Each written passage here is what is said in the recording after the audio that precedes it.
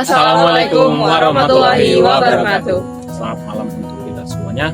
Kami dari kelompok 4 akan menjelaskan salah satu komunitas berbasis community based development yang bernama Sadalan Community yang terletak di SMA Negeri 2 Lintong Nihuta. Perkenalkan, nama saya Yowel Pablo Kristen Pasaribu, NIM 38. Saya Wisesa Andika Putra dengan NIM akhir 37. Saya Dera Fahmi Yudanti dengan NIM akhir 12. Saya Hasna Dura Mufida dengan NIM akhir 34. Selamat menyaksikan. Berbicara tentang ketimpangan kualitas pendidikan, tidak hanya antar kota, namun dalam skala kecil bisa saja terjadi.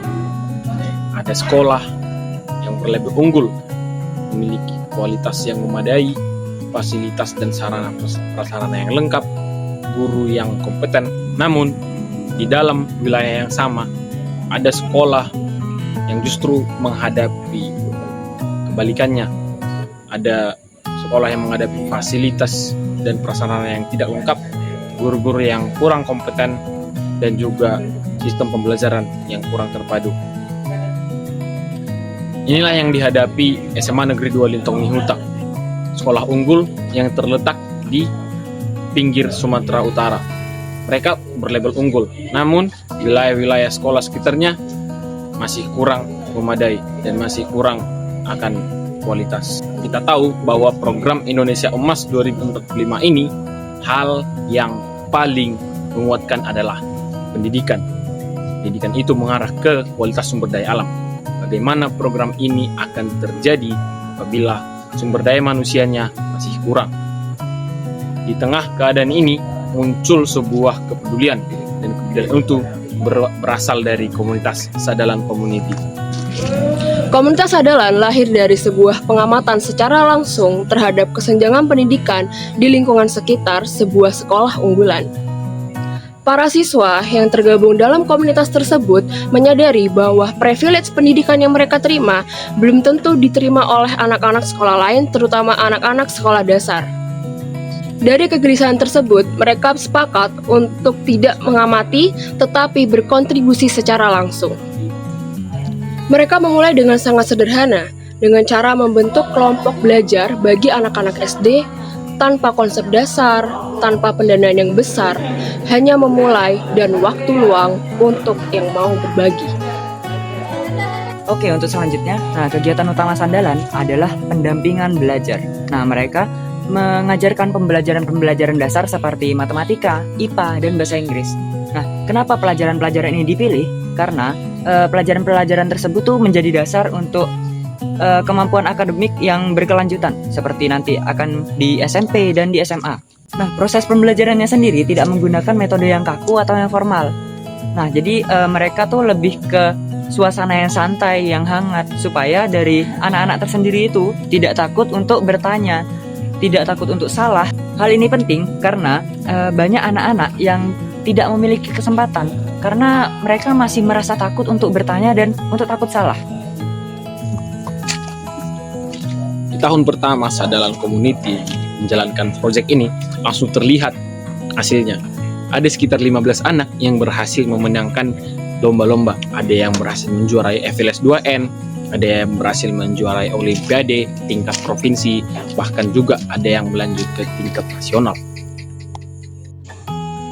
Namun, komunitas ini tidak berhenti pada aspek akademik. Mereka juga sadar bahwa pendidikan karakter adalah salah satu nilai yang penting.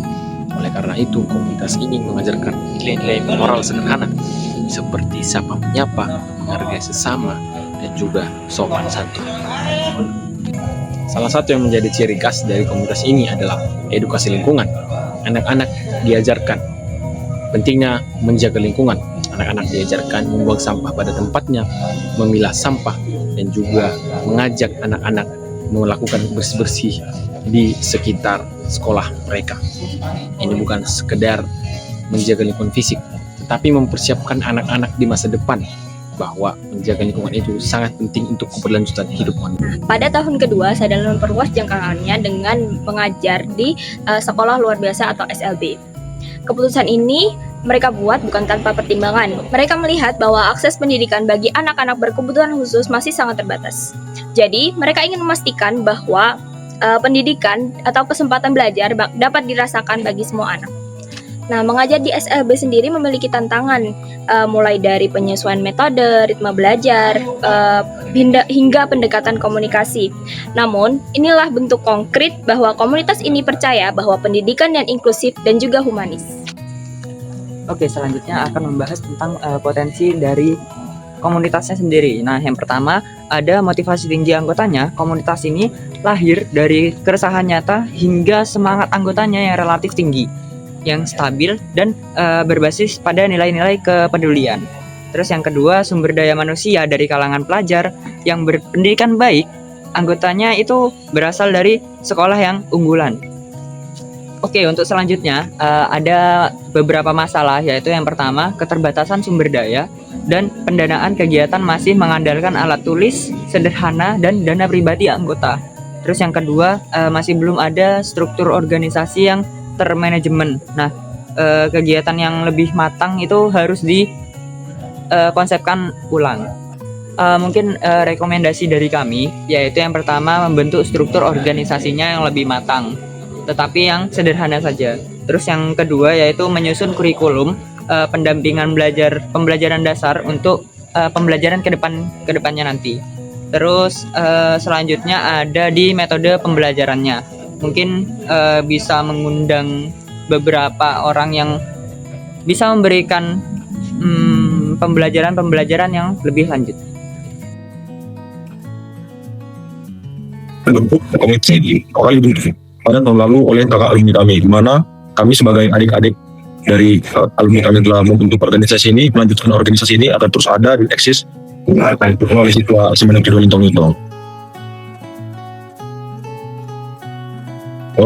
Fokusnya di bidang pendidikan dan kemanusiaan, Bang. Khususnya latar belakang itu karena adalah keresahan kami.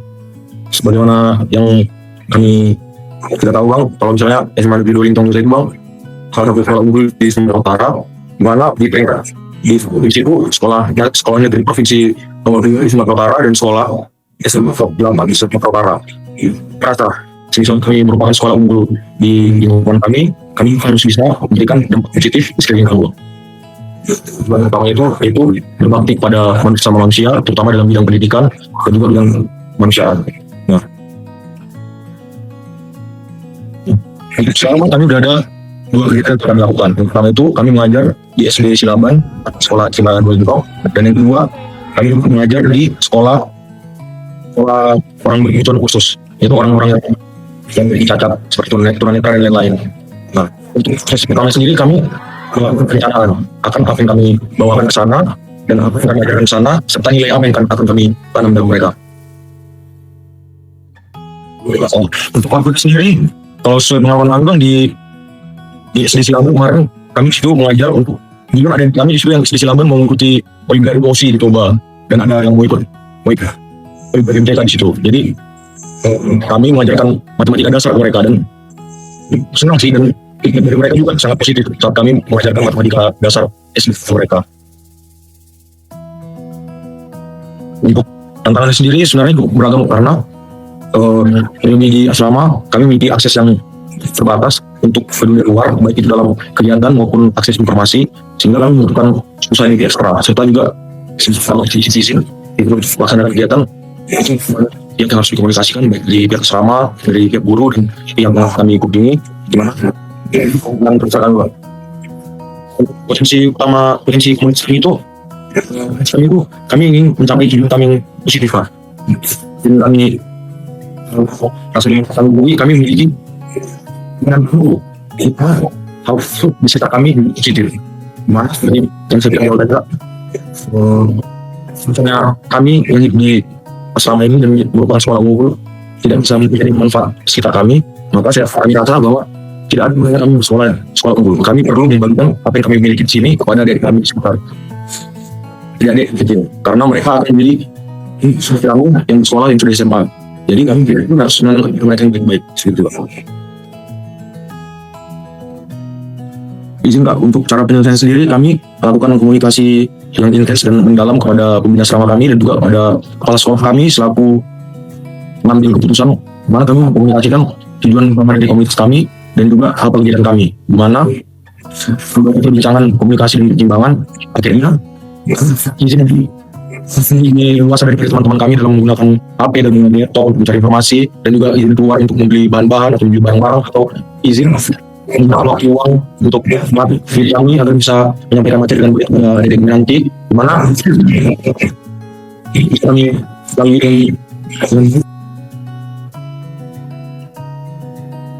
untuk manfaat kami sendiri sih Kak, terutama pada kami jadi belajar mengajar adik-adik kami, jadi mendapat pengalaman baru yang mengajar adik-adik itu merupakan pengalaman, dan juga khususnya secara langsung pada diri kami adalah kami bisa mendapatkan pengalaman baru, di mana pengalaman baru ini merupakan hal yang positif. Kami juga belajar bagaimana mungkin kehidupan itu melalui izin perizinan dan juga kalau perizinan dan mencari orang lain, mencari orang lain atau melakukan pengalaman yang jadi itu merupakan hal yang sangat berguna Kak.